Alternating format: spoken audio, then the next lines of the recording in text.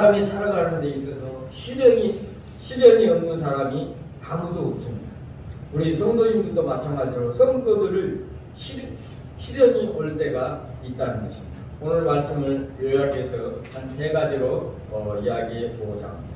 첫째는 어떤 성도는 기도를 많이 하고 믿음과 성령에 충만한 사람이 어떤 시험도 당하지 않고 만사형통할 것이다 이렇게 생각하지만, 성도가 세상에서 경건하게 살면 살수록 세상으로부터 더 많은 박해와 시련과 고난이 올 수도 있는 것입니다. 이런 시련 가운데서 우리는 어떻게 해야 하느냐? 온전히 기쁘게 여겨야 한다는 것입니다. 하나님께서 허락하신 고난과 시련은 우리를 하나님 앞에서 온전한 성도로 만들기 위한 필수 과정이기 때문에 기뻐하고 감사해야 한다는 것입니다. 오늘 낮은 분들은 자기의 높음을 자랑하고 또한 자는 오늘 말씀에도 보면 내 형제들아 너희가 여러 가지로 시험을 당하거든 온전히 뭐하라? 기뻐하라. 기쁨을 여기라. 너희가 아니라 인내를 온전히 이루라. 이는 너희도 온전케 하고 구비하여 조금도 부족함이 없게 하려 함이라고 하나님께서는 말씀해 주고 있는 것입니다. 그 시련을 통해서 우리를 연단을 시키고 그 연단을 통해서 하나님이 역사를 이루어갈 수 있도록 말씀해 주는 것입니다. 그러므로 인내를 온전히 이루라고 본문 말씀은 이야기해 주고 있는 것입니다.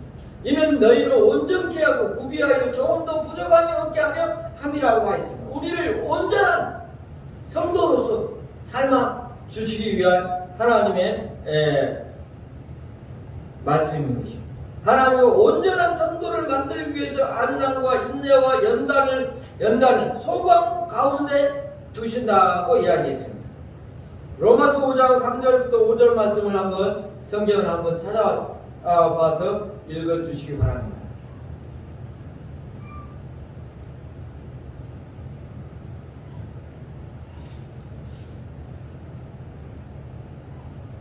로마서 신약 성경이죠.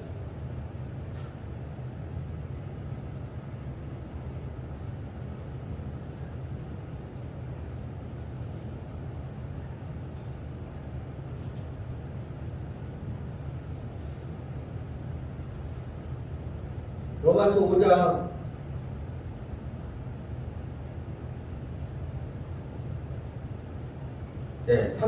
3절부터 한번 읽어보겠습니다.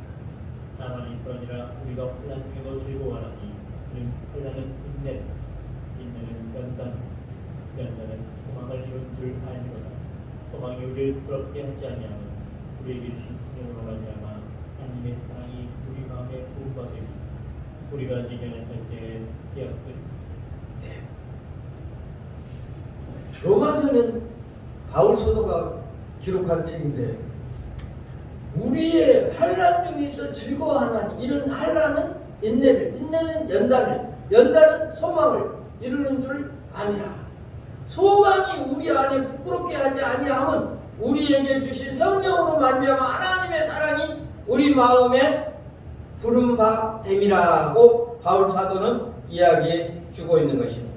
시련을 통해서 내가 가진 인생의 불순물이 제거해 된다는 것입니다. 잠언서 17장 3절에도 이렇게 이야기했습니다. 여러분 아는 도가니, 우리가 풀무불을 이야기할 수 있습니다.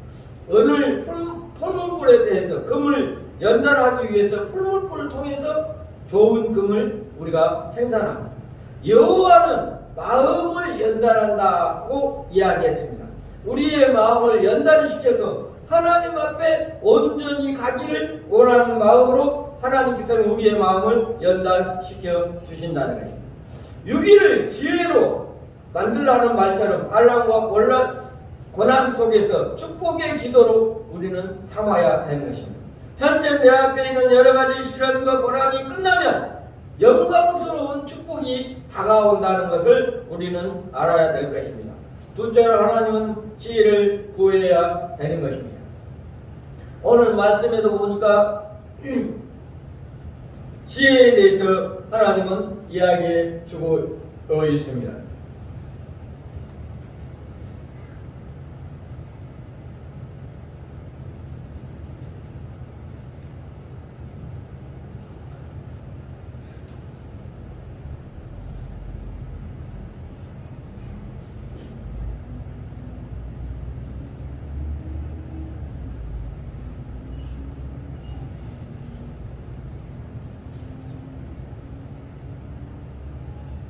지혜 5절 말씀에 보면 지혜가 부족하거든 모든 사람에게 부히 주시고 꾸짖지 아니하시는 하나님께 구하라 그리하면 주시리라. 하나님은 여러분의 마음을 지혜를 구하기를 원하고 계십니다. 우리들이 하나님 앞에 지혜를 구할 때 하나님이 주신다는 것입니다. 하나님의 성품이 무엇입니까? 하나님은 구하는 모든 자에게 후히 주시고 꾸짖지 않는다고 했습니다. 후히 준다는 말은 아무 조건 없이 순전히 너그럽게 무조건적으로 주신다는 것입니다.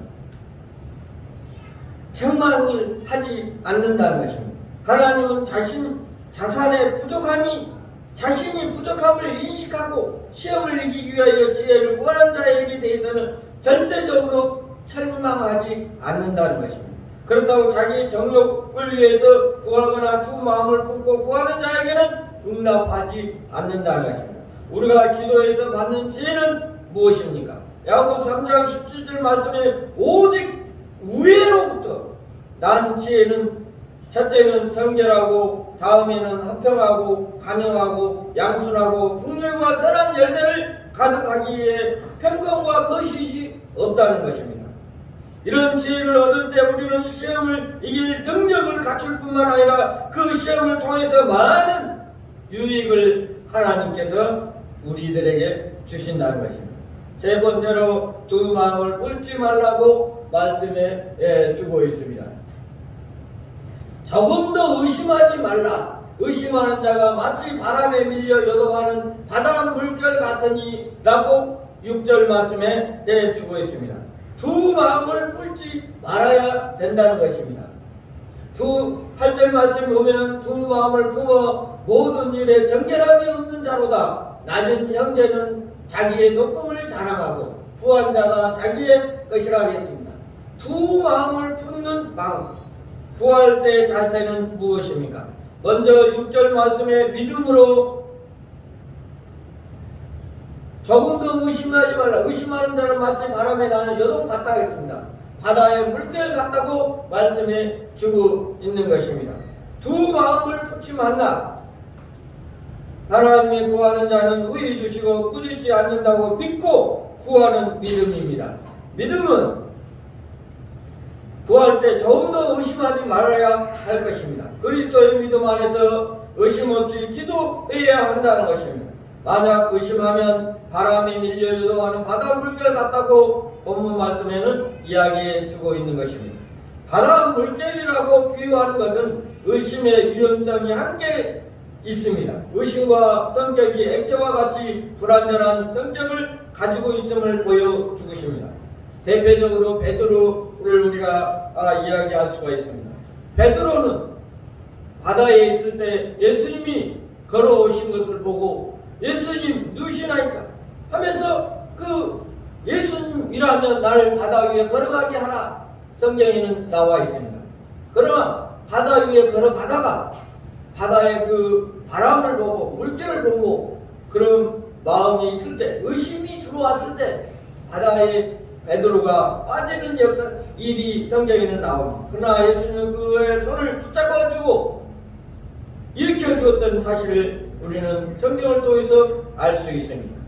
우리는 늘 주님 앞에 의심 없이 하나님 앞에 기도하고 나아가야 된다는 것입니다. 대표적으로 의심하는 마음, 응답받지 못하게 하는 마음은 무엇입니까? 8절에는 두 마음을 품어 모든 일을 정함이 없는 자라고 했습니다. 두 마음이라는 의심과 믿음이 뒤섞여져 있는 마음이라 이야기할 수가 있습니다. 입술로는 믿는다 하면서도 세상적인 수단과 방법을 강구하는 것이 두 마음인 것입니다. 양다리 작전이라 이야기할 수가 있습니다. 한 마음으로 아이들처럼 순수한 마음으로 구하는 마음이 되어야 된다는 것입니다. 조금도 의심하지 않고 믿음으로 구해야 한다는 것입니다. 하나님이 이렇게 기도하는 사람에게 응답해 주신다는 것입니다. 지금도 어떤 시련과 고난 가운데 있습니까? 하나님이 주시는 지혜가 우리는 필요한 것입니다. 하나님께서 구하면 하나님께서는 시련과 고난을 극복할 수 있는 지혜를 주실 수 있다는 것입니다. 우리가 하나님의 도움을 받고 주신 지혜와 시련을 극복할 때 이 시련은 우리에게 온전한 거룩함이 되는 복이 될 수가 있는 것입니다.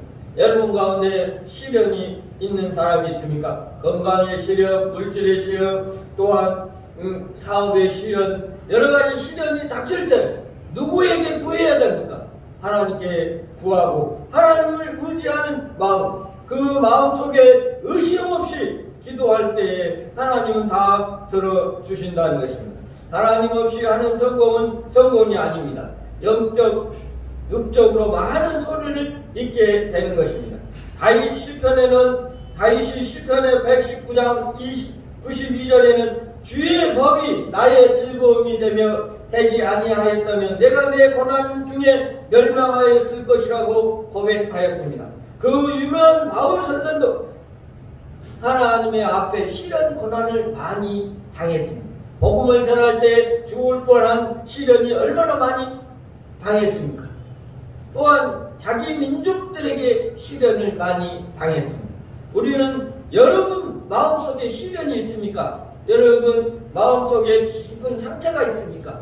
하나님의 나라 앞에 하나님의 은혜 가운데 거할 때 그 모든 것을 다 해결할 수 있다는 것입니다.